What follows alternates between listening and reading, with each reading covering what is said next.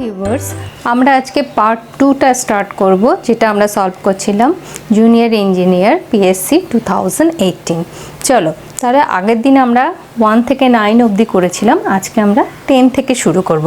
Question number 10 কি আছে? Question number 10-এ যেটা বলা আছে, increase in water cement ratio in a concrete mix, option A strength decreases, workability increases, strength and workability decreases, workability increases, আর হচ্ছে strength increases and workability decreases।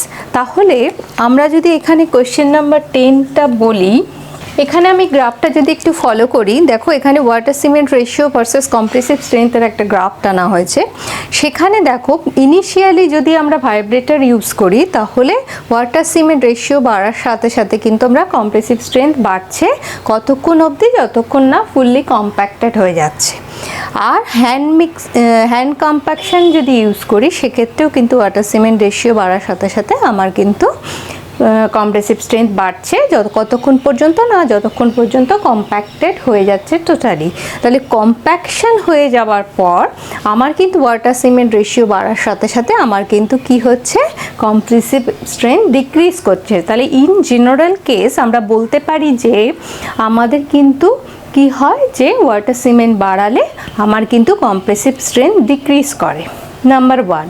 Number 2 বলেছে কি, ওয়ার্কেবিলিটির সাথে যদি আমরা ওয়াটার সিমেন্ট রেশিও বাড়াই, তাহলে কি হবে, তাহলে কিন্তু আমার রিলেটিভ ইজনেস আমার কিন্তু বাড়বে, তার মানে ওয়ার্কেবিলিটি বাড়বে। তাহলে কোন অপশানটা অ্যান্সার হচ্ছে আমার? দেখো অপশান এতে যেটা বলা আছে যে স্ট্রেংথ ডিক্রিজেস অ্যান্ড ওয়ার্কেবিলিটি ইনক্রিজেস, তাহলে আনসার হচ্ছে এ, অপশান এ। তাহলে এক্ষেত্রে আমার কোয়েশ্চেন নাম্বার 10-এর আনসার হচ্ছে অপশান এ। ক্লিয়ার? বোঝা গেল? এরপরে আসি question number 11। Shear stresses at the centre of the circular shaft under torsion কি হবে? 0 হবে, মিনিমাম হবে, ম্যাক্সিমাম হবে, না ইনফিনিটি হবে? সেক্ষেত্রে আমার হচ্ছে, যদি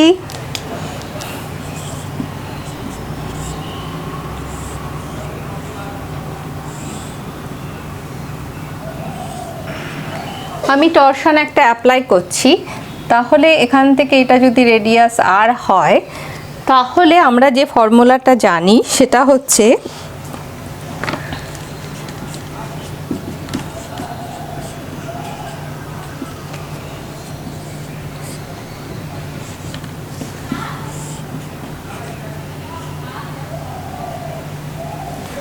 তাহলে এইখান থেকে এই ফর্মুলাটা থেকে যদি আমি এই পার্টটা কনসিডার করি, FS by R is equal to C theta by L, তাহলে এফএস হচ্ছে শিয়ার স্ট্রেস এক্ষেত্রে, তাহলে shear stress is equal to C theta by L into হচ্ছে আর হচ্ছে radius of the shaft.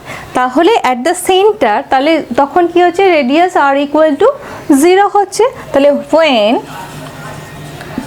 R equal to 0, therefore Fs মানে shear stress at the center is equal to 0। তাহলে এক্ষেত্রে আমার option হচ্ছে option A, that is 0। তাহলে answer হচ্ছে option A, that is 0। Clear? এরপরে আসছি কোয়েশ্চেন নাম্বার 12। কোয়েশ্চেন নাম্বার 12-এ কি বলছে? বলছে two beams, one is circular section and other is square in cross section, have equal area of cross sectional area.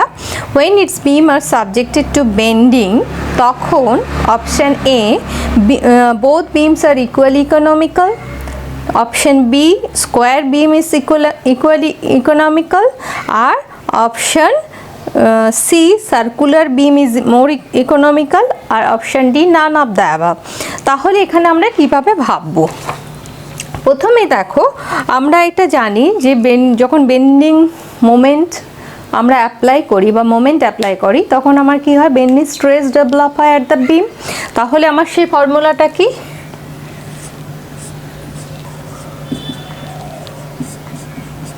এটা আমরা সবাই জানি, বি বাই ওয়াই বা sigma by Y equal to M by I, তাই তো?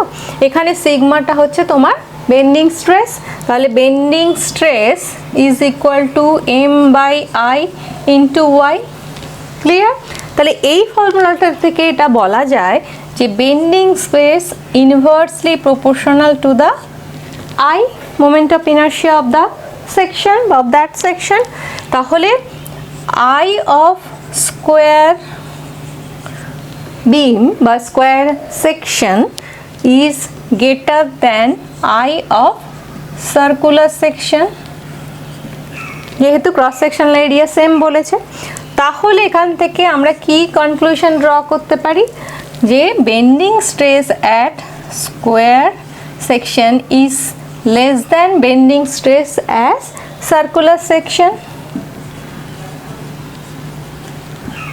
তাহলে এখানে দেখো আমি যে একই মোমেন্ট অ্যাপ্লাই করে কিন্তু আমার বেন্ডিং স্ট্রেস অ্যাট স্কোয়ার সেকশনে কম ডেভেলপ করছে বেন্ডিং স্ট্রেস।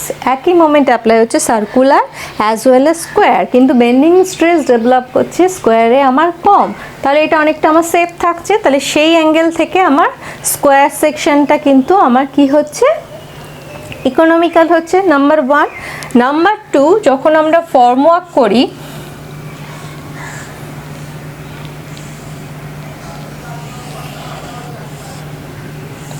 আমি দুটো বিমকে ভাবছি, একটা হচ্ছে রেক্ট্যাঙ্গুলার বা স্কোয়ার আর একটা হচ্ছে তোমার সার্কুলার।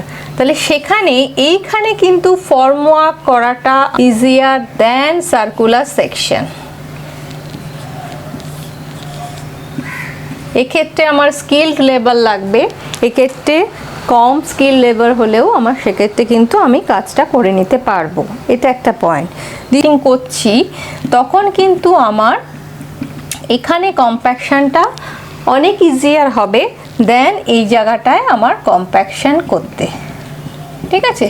তাহলে এই অ্যাসপেক্টেও আমি যদি ভাবি তাহলে কিন্তু আমি এটা দেখে নিচ্ছি যে স্কোয়ার বা রেক্ট্যাঙ্গুলার সেকশন কিন্তু মোর ইকোনমিক্যাল দ্যান সার্কুলার সেকশন। তাহলে এই দুটো পয়েন্টের রেসপেক্টে আমি বলতে পারি যে square section is more economical. তাহলে এটার ক্ষেত্রে কোয়েশ্চেন নাম্বার 12-এর ক্ষেত্রে আমার অপশান আসছে বি। অপশান বি হচ্ছে আমার সেটার ক্ষেত্রে অ্যান্সার, কারেক্ট অ্যান্সার, যে square section is more economical than circular section. Clear? 13 কি বলেছে, with a cantilever beam is loaded at its free end the maximum compressive stress shall develop at. তাহলে cantilever beam, একটা cantilever বিমকে আমি আঁকলাম, এর free এন্ডে আমি একটা লোড চাপালাম, তাহলে এর বেন্ডিংয়ের নেচারটা কীরকম হবে? এইভাবে ট্রাই টু বেন্ড,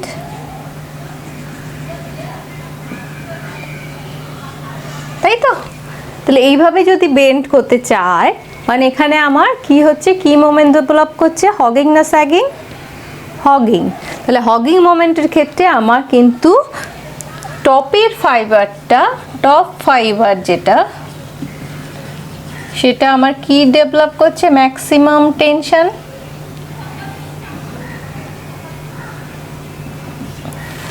তাই তো? আর বটমের ফাইবারটা আমার কি ডেভেলপ করছে,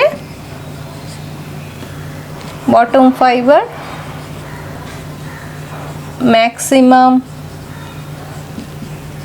কম্প্রেশন। তাই তো? তাহলে এটার ক্ষেত্রে আমার কি জানতে চেয়েছে যে ম্যাক্সিমাম কম্প্রেশন কোথায় ডেভেলপ করবে, তাহলে আনসার হচ্ছে বটম ফাইবার। ঠিক আছে? যদি জানতে চাই তো ম্যাক্সিমাম টেনশন কোথায় ডেভেলপ করবে সেক্ষেত্রে কিন্তু আমার টপ ফাইবার হতো। তাহলে এটার ক্ষেত্রে কোয়েশ্চেন নাম্বার 13-এর আনসার হচ্ছে A, that is bottom fibre. Clear?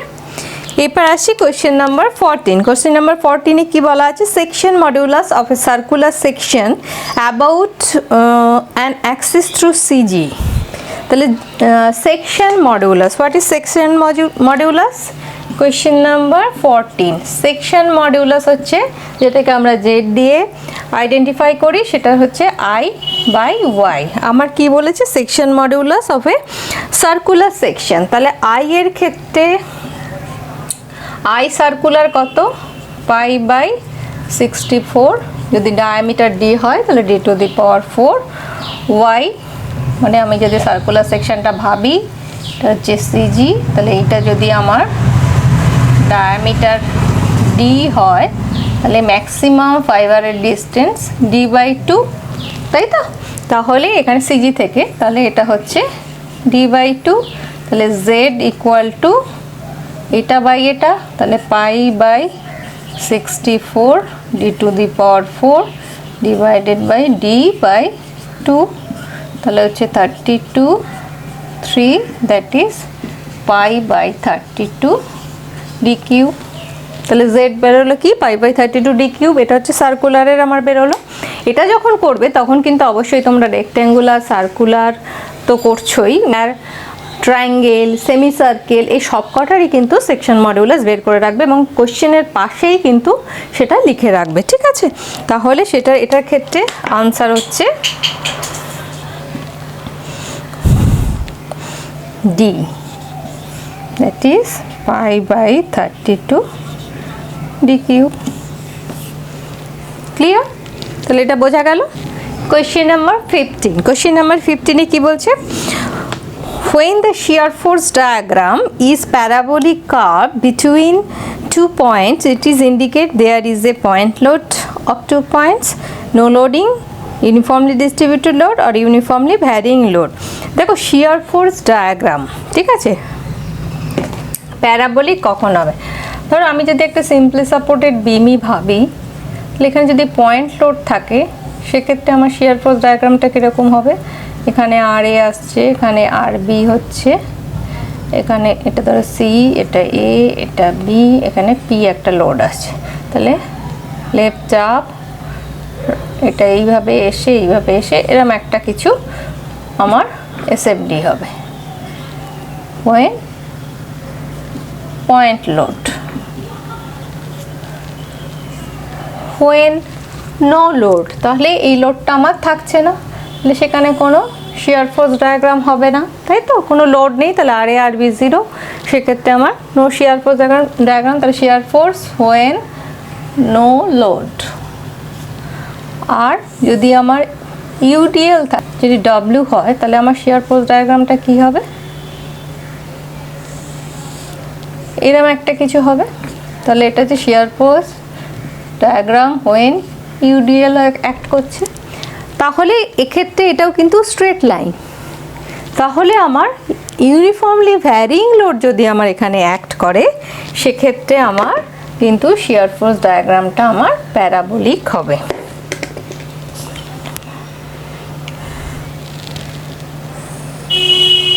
এখানে যদি আমরা ইউনিফর্মলি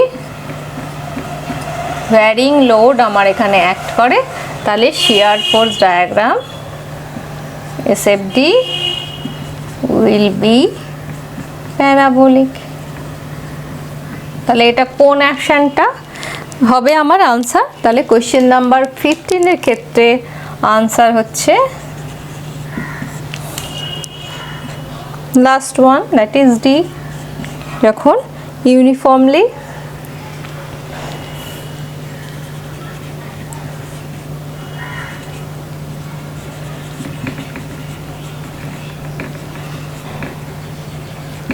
ভ্যারিং লোড অ্যাক্ট করছে, ঠিক আছে? তাহলে সেক্ষেত্রে আমার অপশান ডি হচ্ছে আমার কোয়েশ্চেন নাম্বার 15 এর আনসার। কোয়েশ্চেন নাম্বার 16 চলো। When the cantilever beam is loaded with uniformly distributed load, the bending moment diagram will be।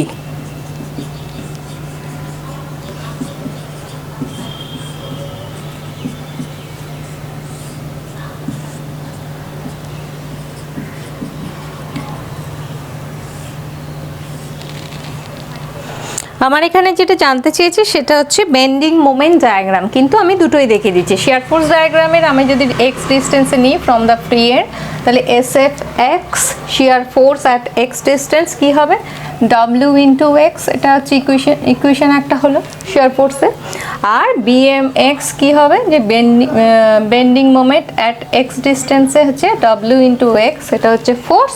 কোথায় অ্যাপ্লাই করছে? এটা যদি মিডিলে আমরা কনসেন্ট্রেট করি তাহলে x/2 অ্যাপ্লাই করছে, তাহলে হচ্ছে x/2, that is W x² by 2, এটা হচ্ছে BMX এর ইকুয়েশন, ঠিক আছে। তাহলে এই ইকুয়েশনে যদি তুমি ফেলো x0 তখন শিয়ার ফোর্স 0, x যখন L তখন W ইন্টু L, এবং এটা লিনিয়ারলি ভ্যারি করছে, তাই তো। তাহলে এটা হচ্ছে আমার SFD, এটা হচ্ছে WL, এটা হচ্ছে আমার SFD, ক্লিয়ার। আর বেন্ডিং মোমেন্ট ডায়াগ্রামটা কি হবে? বেন্ডিং মোমেন্টটা আমার প্যারাবোলিক হবে, কারণ এখানে স্কোয়ার টার্ম আছে, তাই তো। তাহলে এটা কিভাবে হবে? এটা হচ্ছে নেগেটিভ হবে, যেহেতু এটা আমার কি হচ্ছে, হগিং বেন্ডিং মোমেন্ট হচ্ছে। তাহলে এটা হচ্ছে BMD ডায়াগ্রাম, তাই তো। এটা হচ্ছে নেগেটিভ করে নাও তুমি। আমার বেন্ডিং মোমেন্ট ডায়াগ্রামটা কি হবে? অবভিয়াসলি এটা প্যারাবোলিক একটা কার্ভ হচ্ছে বেন্ডিং মোমেন্ট ডায়াগ্রাম। তাহলে option, last option is the answer. তাহলে আনসার হচ্ছে ডি, প্যারাবোলিক, ঠিক আছে। তাহলে এটা যখন করবে এরকম ধরনের, তখন যেটা চাইছে সেটা তো করবে, তার সাথে তার শেয়ার ফোর্স চাইলে বেন্ডিং মোমেন্টটা করে নেবে, বেন্ডিং মোমেন্ট চাইলে শেয়ার ফোর্সটাও একটু দেখে নেবে। এটার সাথে তুমি সিম্পলি সাপোর্টেড দেখে নাও, ক্যান্টিলিভারের পয়েন্ট লোড দেখে নাও, simply supported point load at centre, তারপর A and B ডিস্টেন্সে, এইভাবে সব কটা কম্বিনেশন করে করে কিন্তু একটা খাতায় একটা জায়গায় শেয়ার ফোর্স বেন্ডিং মোমেন্টের কতগুলো ডায়াগ্রাম করে নাও, যেটা করতে গেলে আমার সলভ করতে হবে না, নেচারটা কিন্তু তোমরা শিখে ফেলতে পারবে, ঠিক আছে। 17 কি আছে, যে Poisson's ratio for steel varies. Poisson's ratio of the steel কত ভ্যারি করে? 0.27 থেকে 0.3। তাহলে এখানে কোন অপশানটা হবে? এখানে কিন্তু যে অপশানটা পড়ছে সেটা হচ্ছে অপশান বি, তার মানে 0.25 থেকে 0.33। তাহলে কোয়েশ্চেন নাম্বার 17 হচ্ছে আনসার বি, 0.25 to 0.3, এটা হচ্ছে আনসার। এটা যখন পড়বে তখন কাস্ট আয়রন পড়ে নেবে, রট আয়রন পড়ে নেবে, রেঞ্জগুলো একটু পাশে পাশে লিখে রাখবে। এরপর হচ্ছে কোয়েশ্চেন নাম্বার 18টা কি বলছে? The length of the conical bar is 1, diameter of the base is D, and weight per unit volume is W. It is fixed at its upper end and hanging freely. The elongation of the bar under action of its own weight will be option A, option B, option C and option D. তোমরা দেখতে পাচ্ছ its own ওয়েটের জন্য আমরা ইলংগেশনটা বের করি। তাহলে আমি ডেরিভেশনটা তোমাদের এখানে স্ক্রিনে দেখিয়ে দিচ্ছি। আর এখানে ইলংগেশন যেটা হচ্ছে কনিক্যাল বারের, সেটা হচ্ছে যে WL²/6C, that is question option number C. Question number 18-এর কারেক্ট অ্যান্সার হচ্ছে option C, that is WL²/6E। এটা কার জন্য? এটা হচ্ছে কনিক্যাল বারের জন্য। এবার যদি আমি প্রিজমেটিক বার করি সেক্ষেত্রে কিন্তু আমার অপশান নাম্বার এ হচ্ছে আমার ফর প্রিজমেটিক বার।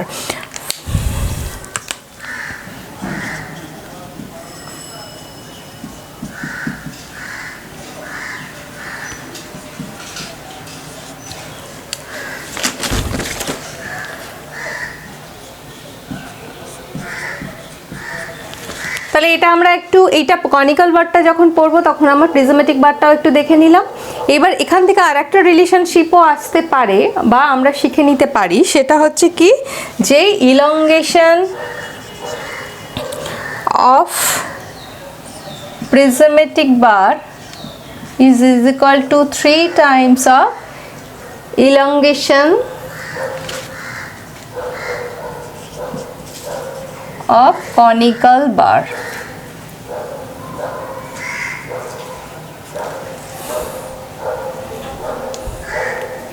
তাহলে এই রিলেশনশিপটাও কিন্তু আমরা এখান থেকে শিখে নিলাম। তাহলে এখান থেকে একটা কোশ্চেন নাম্বার 18-এর থেকে আমরা শিখলাম কি, যেটা আমরা চেয়েছি কনিক্যাল বারের ইলংগেশন হচ্ছে এটা।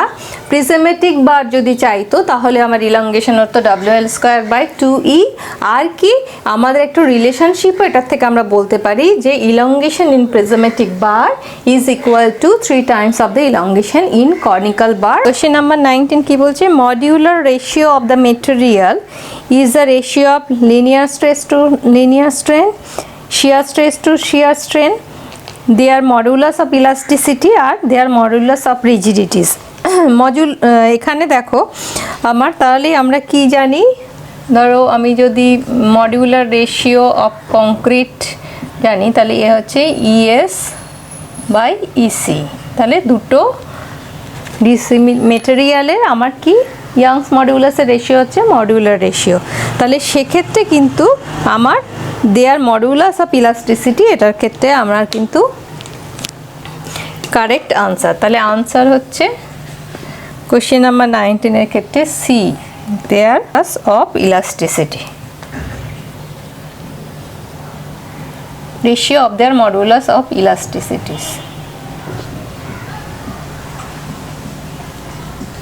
দেখো এখানে যেটা অপশন বি আছে, অপশন বি কি বলছে, অপশন বি হচ্ছে তোমার shear stress to shear strain, এটা কার, এটা হচ্ছে মডিউলাস অফ রিজিডিটি। তাহলে কোশ্চেনের পাশে আমরা লিখে রাখবো question B for modulus of rigidity, ঠিক আছে।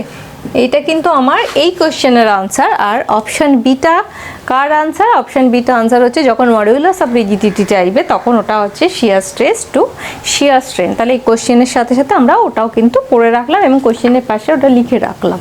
তাহলে পরে যখন রিভাইজ করবো তাহলে কিন্তু ওইটা আবার আমার আরেকবার চোখের সামনে আসবে। তারপরে হচ্ছে কোশ্চেন নাম্বার 20। কোশ্চেন নাম্বার 20 কি বলছে, slenderness ratio of the compression member is the ratio of effective length of compression member to the area of cross section, moment of inertia, radius of gyration আর none of the above। Number 20 এটাকে আমরা স্লেন্ডারনেস ratio বলি। তাহলে স্লেন্ডারনেস ratio L effective by আর মিন, এটা আমরা ফর্মুলাটা সবাই জানি। তাহলে সেক্ষেত্রে এখানে কি জানতে চেয়েছে যে তোমার slenderness ratio of the compression member is the ratio of the effective length of the compression member to the least radius of gyration, বা এখানে লিস্ট নেই, রেডিয়াস অফ জাইরেশন লিস্ট থাকলে সেটা আরও অ্যাপ্রোপ্রিয়েট হতো। তাহলে আমার অ্যান্সার হচ্ছে সি, তাই তো, আনসার হচ্ছে আমার সি, রেডিয়াস অফ জাইরেশন, যেটা এটা হচ্ছে এফেক্টিভ লেন্থ।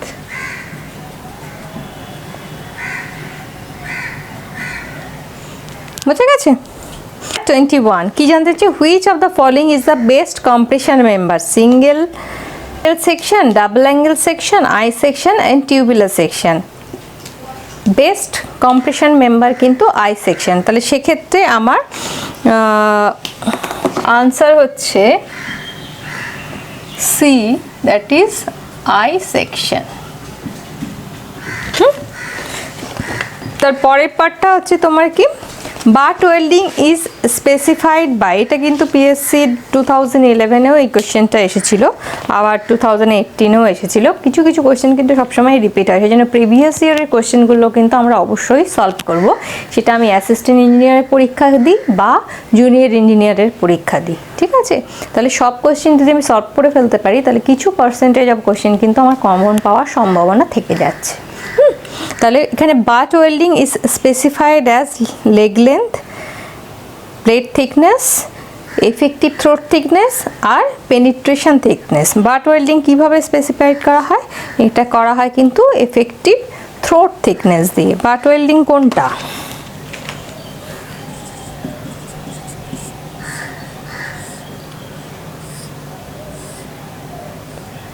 এইভাবে যখন কোনো ওয়েল্ডিং করা হচ্ছে সেটা আমার হয়ে যাচ্ছে বাট ওয়েল্ডিং, তাই তো।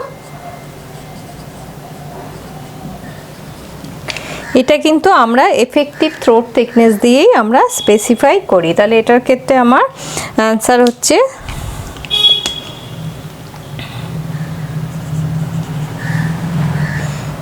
সি,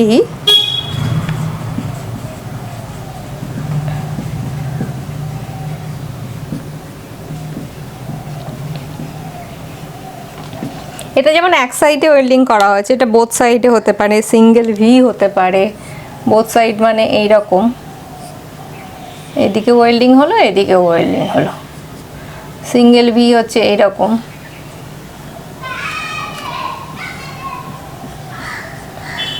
ঠিক আছে।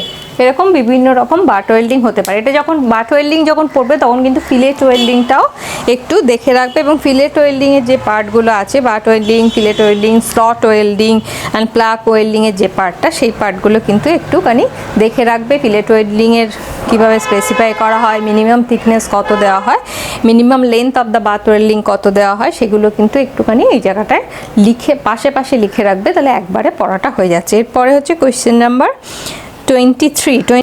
Failure of the rivet welding joint may be take place due to shearing হতে পারে, এটা কিন্তু রিভেট বলছে, শেয়ারিং হতে পারে, tearing failure of the plate হতে পারে, bearing failure of the rivet হতে পারে। তাহলে এক্ষেত্রে আমার কোয়েশ্চেনের আনসার হচ্ছে অল অফ দ্য অ্যাবাভ। ঠিক আছে, তাহলে কোয়েশ্চেন নাম্বার 23।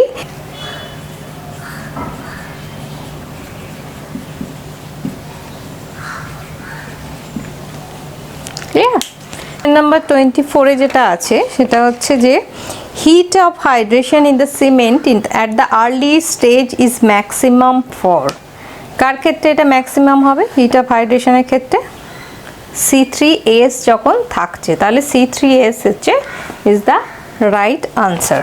তবে তাহলে হিট অফ হাইড্রেশন আমার মোর হবে যখন C3S আমার ম্যাক্সিমাম থাকছে। C3 ট্রাইক্যালসিয়াম সিলিকেট এটা আর্লি স্ট্রেংথ ডেভেলপ করতে কাজে লাগায়, আর C2S কিন্তু আলটিমেট স্ট্রেংথ ডেভেলপ করতে কাজে লাগায়। ঠিক আছে, আচ্ছা এরপরে হচ্ছে তোমার কোয়েশ্চেন নাম্বার 25, যেটা high yield deform barb have, high yield deform বার্বের কি ডেফিনিট ইল্ড ভ্যালু থাকছে, chemical composition of different from the mild steel এটা থাকছে, নাকি option percentage elongation is less than that of the mild steel, আর percentage elongation is more than that of the mild steel. অবশ্যই high yield deform বার্বের ক্ষেত্রে কিন্তু আমার percentage elongation is less than the mild steel. মানে এখানে question number 25-এর ক্ষেত্রে answer হচ্ছে অপশন সি। কোয়েশ্চেন নাম্বার 25 আমার আনসার হচ্ছে অপশন সি, যেটা হচ্ছে percentage elongation, percentage elongation less than